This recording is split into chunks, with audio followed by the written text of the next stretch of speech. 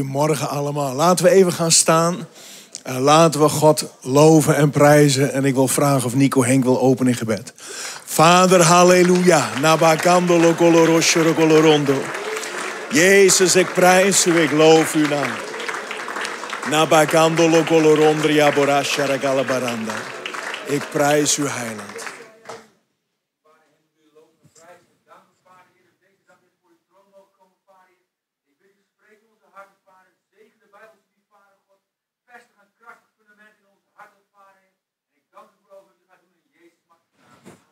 Amen. Amen. Good morning. If you have your Bibles, you can turn to the book of Joshua, chapter 4. I have been looking at a series called Memorial Stones. We have today's lesson and 4 more, and we'll bring this to a close. We've been looking at the history of the Prescott Church and the history of our fellowship, and we're learning lessons along the way, and you will understand why we do what we do in many different ways. And so let's get our main verse, Joshua 4, 4 through 7. Then Joshua called the 12 men whom he had appointed from the children of Israel, 1 man from every tribe. And Joshua said to them, "Cross over before the ark of the Lord your God into the midst of the Jordan, and each one of you take up a stone on his shoulder, according to the number of the tribes of the children of Israel, that this may be a sign among you when your children ask in time to come, saying, 'What do these stones mean to you?'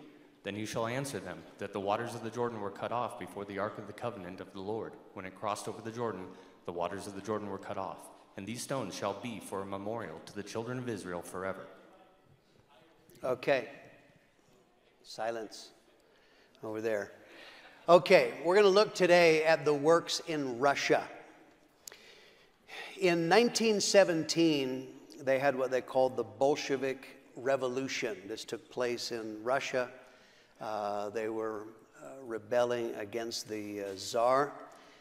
And in the Bolshevik Revolution, the communists took over. We have some photos here that speak about this. This is Lenin. He was the leader, one of the leaders of the Bolshevik Revolution. And this is 1917 when they took over. Next photo. Here, this is some of their propaganda memorializing this. From that date, communists were in complete control.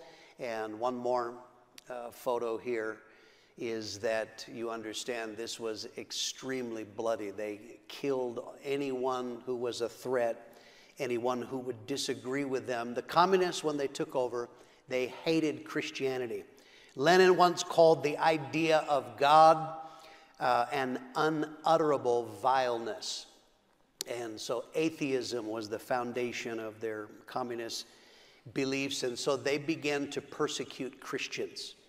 They murdered millions of Christians over the succeeding decades, and the communists enacted laws that forbade Christians to hold services. It was illegal to provide any form of religious instruction to their children. It was absolutely illegal to share the gospel.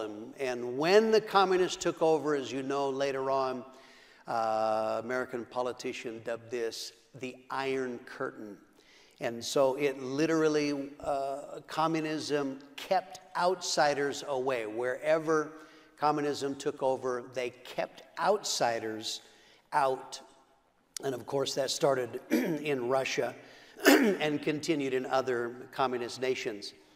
But many Christians, even in spite of persecution, there were Christians in Russia that they continued in their faith anyway. They were not going to stop worshiping God, and those Christians wound up paying a price for that. So this is just background. That was 1917. Now we're going to learn a lesson here, and that lesson is that God prepares people to work His will even later in life.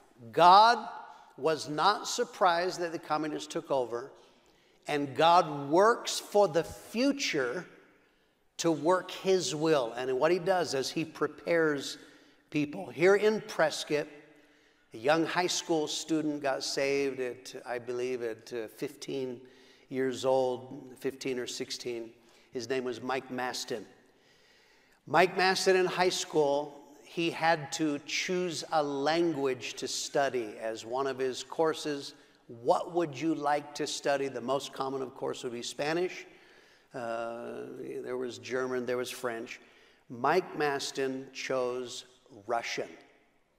Now, why? When I went to school, that was not even an option. Russian wasn't even an option, but for some reason, he was interested in the idea, fascinated him, of studying Russian in Prescott, Arizona.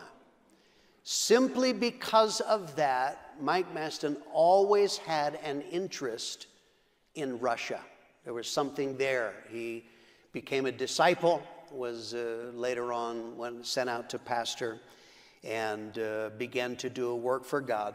But Mike Maston, no matter where he was, he always had an interest in Russia.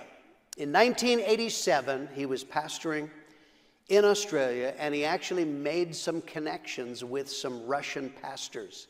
I don't even know, that history's gone to me, but in some way, someone gave him the contact information for pastors in Russia, and Mike Maston began writing to them, hoping for an open door. At that time, completely communist, totally illegal, but he simply wrote these men, corresponded a little bit, hoping someday for an open door. But God did this because he works in people long in advance. He was 15, 16 when God put it in his heart. That's really what happened, why he wanted to study Russian. But that was God working his will for later on. The second lesson we learn here is that God is in control of nations.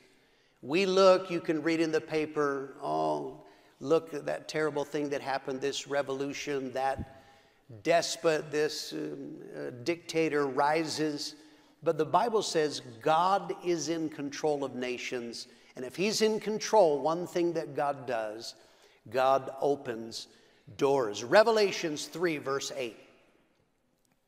See, I have set before you an open door, and no one can shut it. Okay, this is now, you understand in Revelation, this is God giving an understanding to his believers. He says, this is who God is. God can set before you open doors. God has the ability to do that. November 9th, 1989, the Berlin Wall fell. You know, the Russians had built this wall separating and dividing Germany and from east and west.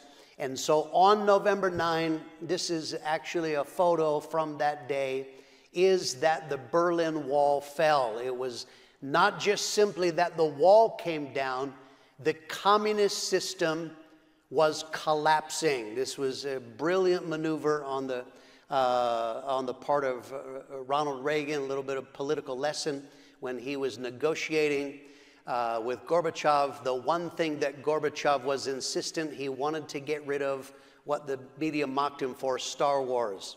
And what was it, SSI or SDI? I don't remember what the initials were. So he realized they're afraid of this, and so he said, absolutely not.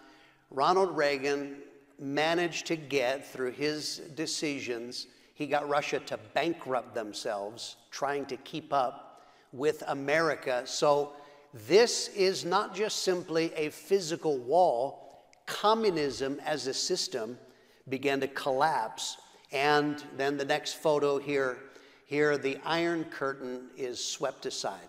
East Germany throws open all of its borders. So now nations where it formerly was illegal for foreigners to go in, definitely Christians it was illegal, the doors started opening, and now in former communist nations, the gospel could be preached. Next photo, here this is these are some of the scenes from East Germany here, and the fall and the collapse of communism. It completely upended everything. But what happened is the door opened. So whenever doors open in the world, our job is to respond. God's job is to open the doors. Our job is to go through them. We have to respond to that and go through that. So as a natural result, our desire is to preach the gospel. So now we wanted to plant churches in communist nations, former communist nations, including Russia. And so God stirred in Perth, West Australia. Mike Maston studies Russian as a boy in Prescott, is interested, trying to write to these Russian pastors, hoping for an open door. And now the Iron Curtain falls. And so a couple from the Perth church, this is church Lisa and I were from, Rod and Sue McNeil, they were announced in February 1992. They were going to go to Moscow, Russia to plant a church. Next photo. Here is the conference. One of those couples are Rod and Sue McNeil. They're going to go to Moscow, Russia. Mike Maston and Rod McNeil they flew to Russia because the only way that the McNeils could get in, they had to have a visa in advance. Of course, visas are required. The only way it was possible to get a visa, someone in Russia had to sponsor them. So Mike Maston and Rod McNeil flew to Russia hoping to find someone who'd be willing to sponsor them. They land in Moscow. He had the address of one of these pastors that he had written to some years back. He showed it to a taxi driver. Can you take us there? And the man said, that is 110 miles away. But they had to have a visa, so they said, drive us there, we will pay. They drive, it's 110 miles, whatever that is, almost 200 kilometers. They drive to the address that he has on this envelope, and when they arrived at the house, that pastor was home.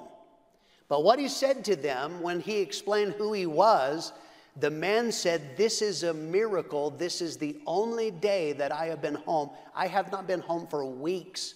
I just happened to come and you drove up because God wanted a church in Russia. They explained what their vision was. He briefly told the vision of our fellowship, explained that they were sending the McNeils here to Russia. They pored over maps and looked and explained what they wanted to do in Russia. This man was excited and agreed to sponsor the McNeils so they could get a visa.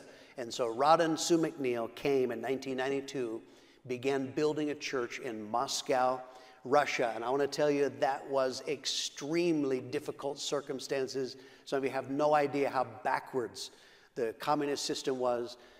Sue McNeil, every single day, there was no grocery store that you pop down and go to Fry's or whatever your local grocery store. Sue McNeil had to stand in line for hours a day just to get bread, just to get basic necessities, freezing cold below zero. It was very difficult. My hats are off. They're no longer a part of our fellowship, but my hats are off to them, trying to build a work in Moscow, Russia, under difficult circumstances. I only have, no, that's somehow I've missed, go back. There we go. This photo is the only photo I actually have. This is an impact team that the Perth church sent to Moscow, Russia, and they went to help Rod and Sue McNeil as they began to build. So we had one worker in Russia.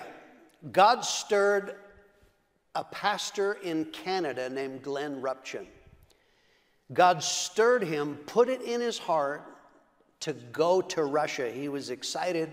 He approached his pastor, Dave Marks, and says that I want to go to Russia. I want you to send us to Russia. And he asked an obvious question. He says, have you asked your wife about that? And he said, no, I haven't. He said, probably you should talk to your wife before we decide to launch you out. And Glenn went and spoke to his wife, Madge, and Madge agreed. They were pioneering in a place called Paradise Hills in Canada. And so 6 months after that initial conversation, they were announced to go to a city called Minsk in Russia. This was out of the Prescott Conference. We have a photo of that conference. Next photo. Go ahead. Somehow they're out of order. Somehow we mixed up the order. Keep on going, next one. Let me see if I can find the right one. Go next. I'm looking for the one for the conference. If you see Pastor Mitchell praying for them, nope, that's not the one. Somehow, I know you'll find that hard. That's actually the third mistake I made this year. So that will be all of it. So in 1993, January conference, they were announced to go. They arrived in Moscow. No, go backwards. These are, so I don't know where the right photo is. Keep going back. Okay, so they were announced to go. They land in Moscow. They are supposed to go to Minsk, which, again, they know nothing about. I have no idea why they chose Minsk, but that was where they were supposed to go. When they landed, they met Rod and Sue McNeil, and for some reason, Rod McNeil said, you should go look at a city called Vologda. He said there is a university there, could be good for young people, and it was a mere 9 hours away. Russia is just a massive nation. I want to tell you, as a pastor, I know something about missionaries. When they get there, they're desperately lonely. The McNeils, it's a hard slog. Often what happens is we announce somebody to go somewhere else, but then when they get there, the missionaries are, you need to come here. We need friends. We need relationship. It would have been the most normal thing in the world for the McNeils to say, you should be here, but for some reason, God moved on Rod McNeil, and he said, you should go look at Vologda. And just on his word, the Ruptions traveled to go look at Vologda, and when they went there, they said, this is where we are going to pioneer. They found an apartment. They began holding services in their apartment. And in this, the daughters, Sherry Lynn and Natalie, they learned Russian very quickly. They started inviting young people to church. Natalie was very musical, and she began to teach Russian young people instruments. They started a music group, and we have some pictures. And here is an outreach. I believe that is Natalie on the drums. That is Glenn Ruption playing the guitar, and that must have been a Russian playing the bass there. But here is an outreach. This is a novelty. These foreigners playing music, and they could gather crowds, and they began to do this, began to outreach on the street. Very quickly, the apartment grew much too crowded. And so they rented a hall in the center of the city. This hall was where they used to teach Russians Marxism. When they would come to set up for church, it had a 10-foot high picture of Lenin on the stage. And so Glenn Ruption used to get a curtain and cover up Lenin so that they could worship God. Glenn was bold. He set up a street meeting in the city, and they needed power for the equipment. He saw a building across the way, and so he went in, and he, in limited Russian, he saw a lady cleaning and asked, could we plug in and use the power from your building to have the outreach? I don't even know if the lady understood what he was saying. She shrugged, like, okay. So he plugged in, and they start doing the outreach. What he does not know is he plugged into the KGB headquarters. And soon 5 KGB agents, these are the secret police, they show up. What are you doing? They tried to arrest him, but a crowd of about 200 people were so hungry and so interested, they began to yell at the KGB and would not let them arrest the Ruptions. We have some more photos here of outreach. Here is Glenn singing on the street. Here is Glenn preaching, and through the help of an interpreter. But Glenn Ruption was bold and began to do this. At that outreach, where they would not be arrested, he wound up praying with people on the street. And so he said, our hall is across the street. If you want to know more, come with me. As they made their way into their hall, about 25 people went over, and he was then able to begin to deal with them more in depth.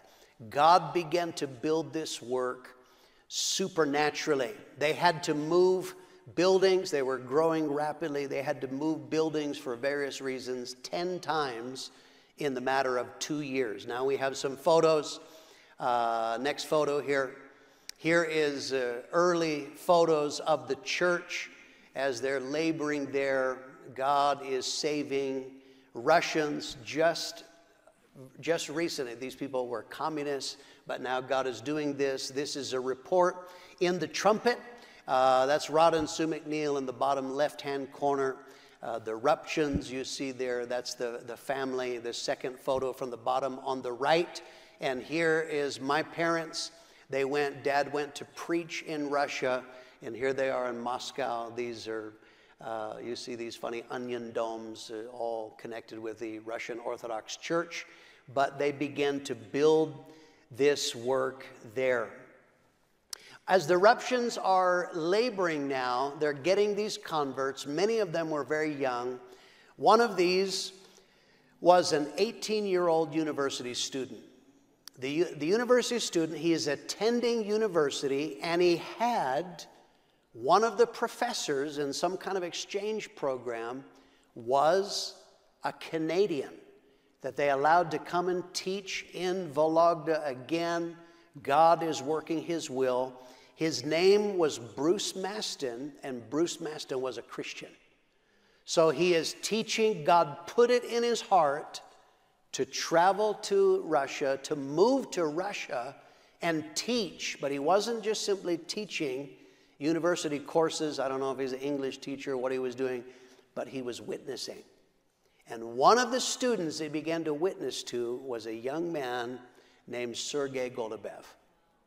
Began witnessing to him, and Sergei wanted nothing to do with this, but he kept on. Bruce Maston kept witnessing to him. So Bruce Maston had met the Ruptions, who are also Canadian. They have no connection. They're not from the same church at all.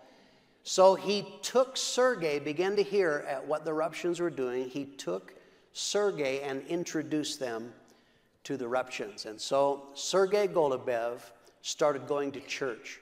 Sergei worked in a casino. He was a croupier. At the casino, he did that by night, and he would go, and when he would say, I have to go to my job, Glenn Ruption said, what job is it? I work in a restaurant. He lied. He was embarrassed to tell him he worked in a casino, but he was drawn. He said he was absolutely fascinated with the Ruptions and the love that they had. They're telling about Jesus. So he is going to church on Sunday and Wednesday, working in a casino. He says he's still getting drunk on Friday, but he got sick of this. He said, I can't keep living this life. And he decided, I am going to quit drinking, number one, and number two, this high-paying job at a casino. I am tired of working in a casino. I'm going to quit. He is with the Ruptions at 6 p.m., and Glenn reminded him, it's time to go to work. And he said, I've been lying to you. I haven't been working at a restaurant. I work at a casino, but tonight I'm quitting. And he did that. He quit and began living for Jesus, started getting involved, and as a natural result is God dealt with him, and Sergei Golubev felt called to preach. Here's the next lesson that we have. You never know what the person you are witnessing to may become. We should witness because everyone who's not saved needs to get saved. But think about this. A man named Bruce Maston is witnessing to a young man simply because he needs Jesus. But you never know the person you witness to what they may become. Next photo. Here is Sergei Golubev pulling his first altar call. And here, Bruce Maston witnessed to him. The eruptions followed that up. He gets saved, but now he felt called to preach. Young people started getting saved in the church in Vologda, and many of those young people, later on, they would become pastors and leaders in the Russian fellowship. Next photo is here we have, this is Sergei and Oksana Pahovsky. He told me red coats were very chic at that time, apparently in Russia. But here they are when they first get saved and wound up getting married. Later on, they became pastors. Next photo is here. There is a young Alexander Shevelyov, and this is his wife, Natalia, and their family. Alexander got saved. He's a young teenager, but during church, even though he had responded, he was a young little rebel. He would sit at the back and make jokes and was causing problems and distracting. And so Glenn Ruption, one night, he asked him, he says, I want you to leave. You cannot continue to act like this in church. And he said, whenever you decide you want to serve God, then you come back. But for now, I want you to leave. You have to go. He said he left angry. Glenn Ruption had to speak through an interpreter to tell him this. He was very angry that he was asked to go. But he had genuinely gotten saved. He just was a young punk kid, full of rebellion. He storms away, but as he is walking away, he then thought to himself, am I going to destroy my salvation and destroy my life because of pride? And he said, no, I'm not going to do that. Went back to Glenn Ruption, and he apologized. And because of that, Glenn allowed him to continue attending church. Sergei says there was just a tremendous atmosphere of revival in the church. He said during that time, so many young people are getting saved, but he said when people would get saved, the boys wanted to become pastors, the girls wanted to become pastors' wives. We have a quote here. Sergei Golubev said, if someone said he didn't know he was called to preach, we thought something was seriously wrong, because what else was there to do in life other than preach the gospel? Have a next photo, and the next photo here is the early days. On the left there, that is Glenn and Madge Ruption, who are pioneering the church, and there is Evgeny, they call him Genya. Genya wound up marrying their daughter Sherry Lynn. The Yusanovs. There is a young Sergei Golubev and Anya, and then another couple on the right. This is very, very early days, but God was doing something powerful. And what Glenn Ruption began to do is he started planting churches. From the beginning, he had put into them, remember the vision of our fellowship is get people saved. First of all, they got to be converted. Make them disciples. Teach them, train them, impart a vision for preaching the gospel, train them in-house, but then our vision is plant churches. And so the very first couple that they planted was Sergei and Anya Golubev, and they planted them into a city called Sokol. Here we have some photo. There is a young Sergei, that is Anya peeking over his shoulder. Here's some of their first converts. This was the very first indigenous church, a Russian went to preach the gospel, and it worked exactly like it worked. Sergei at that time was 20 years old. Anya was 17 when they went to pioneer this church. The next photo here is an impact team that they sent from Vologda to go and help them there in Sokol. Second couple that were sent out was Jenya and Sherry Lynn Yusanov, and they went to a city called Rybinsk. Next photo is white. It was snowy there. That's why. Oh, there we go. No, keep going. That's the wrong way. Keep going the other way. There we go. This is in Rybinsk. That is Jenya Yusanov. Remember, he's married to the Ruption's daughter. That is him there on the stage. That's actually Sherry Lynn is playing the piano there. On the top left, that's an early picture of their church. On the right, if I remember right, he said that is either an impact team or these are people that they were sending to go to some kind of meeting in Vologda. The third couple that were sent out was Sergei and Oksana Pahovsky, and they were sent to a city called Kostroma. Kostroma was actually planted. Tucson planted a church. Steve and Shirley Anderson, they went to this city called Kostroma. They had been pioneering, building this work for some time, and again, for an American to move to Russia, God bless the Andersons that they responded to the will of God, and Pastor Warner responded and sent them there. And so the third couple planted out, the Pahovskys, they took over this church from Steve and Shirley Anderson when they left. Next photo here. That's them. Okay, so this is now, again, this is the Pahovskys, and here are some of their early converts, and they're laboring, building a work in Kostroma. As the church began to be built in Russia, many pastors and many evangelists went. We send workers. This is part of our vision, is we send other workers, or pastors go themselves to preach and impart a spirit. We have Dave Marks. Dave Marks was the one who planted the Ruptions. Next photo. And here is Dave Marks. Through the years in many different places, he is preaching and helped guide the church in Russia from the beginning, was extremely instrumental.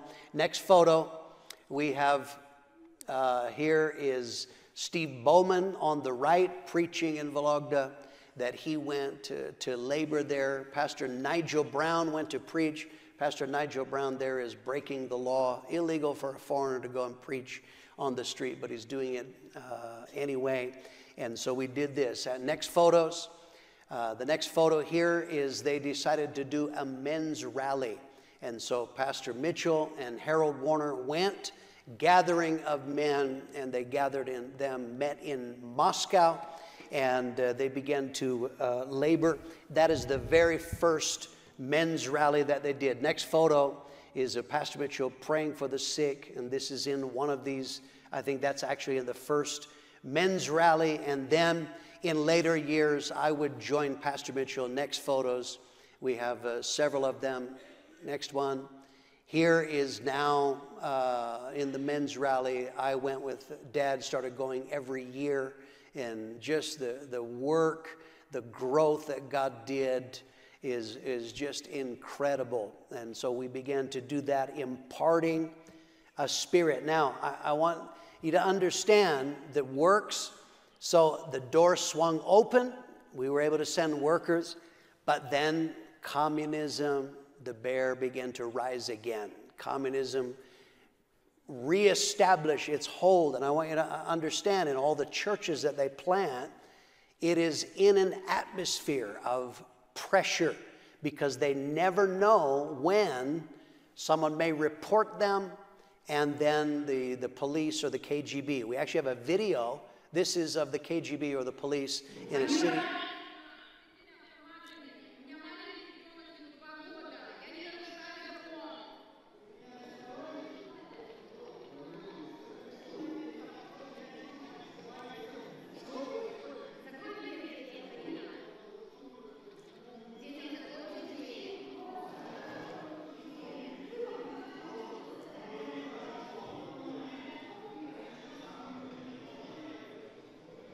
Okay. So this is in a city called Sevastopol, but this is actually what they face. What they're doing is illegal now. Communism reestablished the hold. It is illegal, and that is not uncommon, that at any moment someone reports them, the police, the secret police can burst in at any time, and they can be questioned, they can be arrested, and that has happened. So they're laboring to build a work in Russia. Let's talk secondly about Russian international church planting. Remember, our vision is converts, get people saved, make disciples, train them, plant churches, which is what they began to do in Russia. But the fourth part of our vision is plant churches in other nations. That is what we call missions or international church planting. And so Russia carried on that vision that is all throughout our fellowship. From Russia, they planted their first international church into Odessa, Ukraine, and we have some photos here. This is the Pahovskys, that they went to the Ukraine and began to build a work for God. That's Sergei behind the pulpit, and here are some of the people.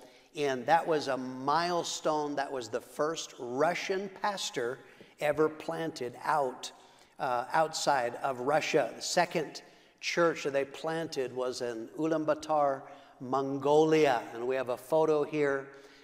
This is now from a conference. All these people, apart from Sergei, and you see Juan Pablo Cardo, who was preaching at a conference, they are all Mongolians. Think about that. Some of you couldn't find Mongolia on a map, but Russians went there and began to plant churches. The first couple, Alexander and Lyuba Ofitsarov, went to Mongolia and established, and God's doing a powerful work in Mongolia. Russia planted a church in Vietnam. You know, for many years, Americans, because of the war, were absolutely not welcome. No way we could plant a church, but they liked Russians because Russians helped in the war. The very first church, or one of the first churches that we were able to plant in Vietnam is in Vietnam, and that man went to, then later on took the church in Cambodia from the Myolas. In 2010, Sergei and Oksana Pahovsky went to Havana, Cuba. And again, a former communist nation, that is Havana in the background. Here they are, one of the early converts, the third couple ever sent out, first couple international, and now they went to Cuba. Went to Cuba, the same problem that Americans faced in Russia. He has to have a visa. You need someone to sponsor you. So they arrived in country trying to find and could not get a visa. So he went on a fast. He fasted for 2 weeks. The end of a 2-week fast, he met a Russian lady who had married a Cuban. She had been there for 24 years. She had a company, and she agreed to hire him as a technical advisor.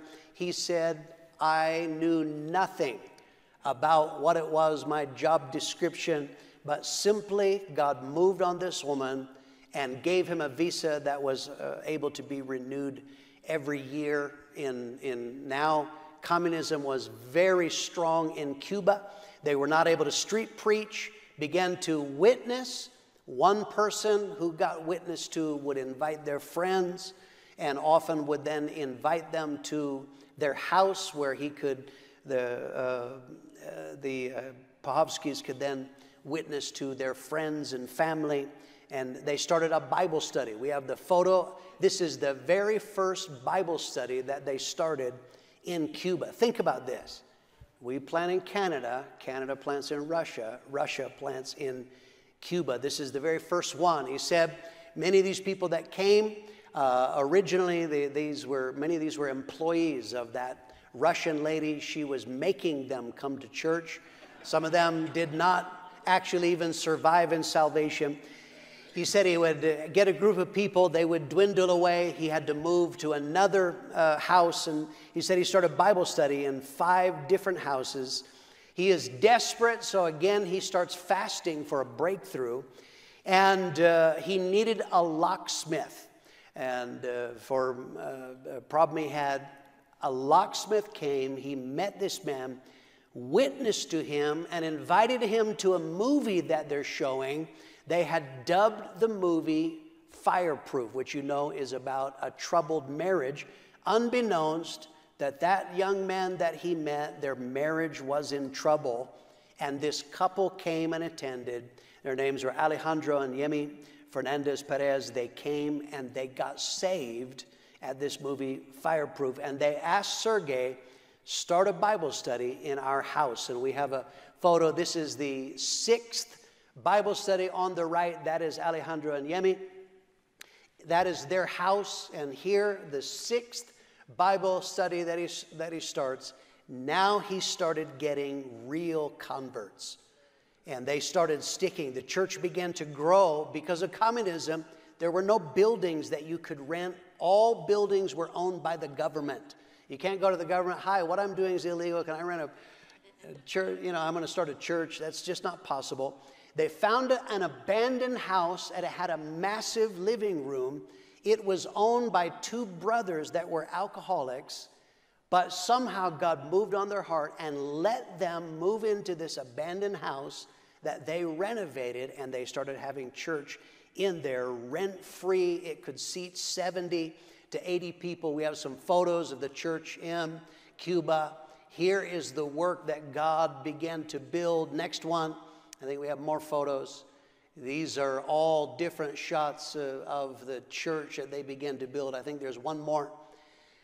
All of these. This is now in Cuba, completely illegal. One person would get saved. Their marriage would get help. They would testify to friends. People started getting healed, and they were able to do that. Sergey was out driving, and a man ran in front of his car, and Sergey hit him, and the man was killed. He was arrested. It was not his fault. Clearly, the man ran in front of him. He had a lawyer, and the lawyer said, this is so plain, there's no problem, you're going to get off. But the problem was, the word had spread to the Cuban version of the KGB, the secret police, and so instead of getting off, he wound up getting sentenced to prison. And Sergey Pahovsky wound up going to prison for 1 year. He was supposed to, according to the judge's order, he was supposed to be sent to a labor camp that would be like a minimum security prison. Instead, they sent him to a maximum security prison for the worst offenders, murderers, drug dealers, all kinds of different people. We have a photo. His wife, Oksana, that's the prison that he was locked up in. His wife was allowed to visit him once every 21 days. And that is an actual photo of one of the times when she was able to visit. Sergey began to do gardening and started just working. He's got time on his hands, started working in the prison on the landscaping. A high-ranking general came, asked, who is doing that gardening? And they said, it's this Russian. He was impressed by that, sent a letter to the commandant of the warden, prison warden essentially, and said every 30 days, release that man for 3 days. That had never happened in that maximum security prison. He said it was so unprecedented. The first time that he walked out of the gates, all of the convicts started cheering. This was an absolute miracle. For 3 days, he could be in his house, and now all of his converts could come, and they would have church for 3 days, and then he had to go back to prison. When he was released, he turned the church over officially to Alejandro and Yemi Fernandez Perez. We have a photo. This is him. He has just gotten out of prison. This is the service that he's turning the church over to this couple on the right. This Cuban couple who had gotten saved, had been discipled, and now they are going to be pastoring. The work of God continues in Cuba. We have some photos. Next photo here is the church in Cuba. Numbers of these converts. I think there's one more page of photos. Here is Sergei Golubev preaching in Cuba. There's Dave Marks preaching in Cuba. And our brother from Spain, Alberto, preaching in Cuba. But not only that, they started going to the conference in Russia, but of course this is very difficult in order to be able to plant churches, and so they discussed it with me, and we said, yes, let them plant churches directly. They don't have a full conference, but we let them plant churches. Here is the very first church that they planted out. We have a video.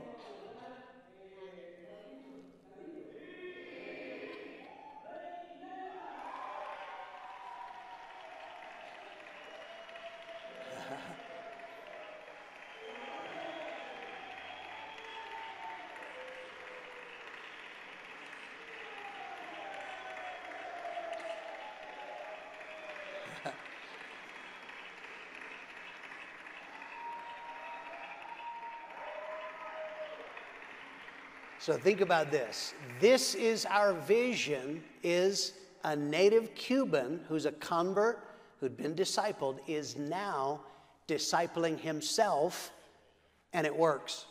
Amen. It's not just a Prescott thing. This is what God does, and the work in Cuba continues. The work of God in Russia continues to move on. They are, for the past year to 18 months, you know, there's been the war going on in Ukraine. They've been locked out. We haven't been able to have pastors, many pastors go in. But what God is doing is that many of their churches are having waves of young people, to where they're having like 100 visitors a night of young people getting saved. We have a concert in Vlog. We have a video. Here's the altar call. 85 young people came that night. And that is Sergei Golubev's son is the one pulling the altar call that night. This is what God is doing. Russia now has planted churches in Cuba, Armenia, Vietnam, Mongolia, Israel, Georgia, Serbia, China, Romania, Ukraine, Cambodia, Uzbekistan, Belarus, Moldova, Lithuania, Crimea, and Egypt. The international works that God has done. Thank God. Now, of those nations, not all of those works have survived. In some of the places that I just named, it's very, very tough going. The pastor that went to Belarus, you understand Belarus is the tightest connection to Russia. He's been very helpful to Russia in the war in Ukraine. The pastor was raided by the police. They beat him and arrested him, held him for a few weeks, and then they deported. Here's a photo of this pastor as they are able to make it out. This is when they land back in Russia. And so this is where they are sending churches. Many times is very difficult, but they have this vision that we want to preach. Last conference, they just had their conference in August, September, I can't remember which month, just recently, is they planted a new work into Port Said, Egypt, our very first work in Egypt. We have a photo.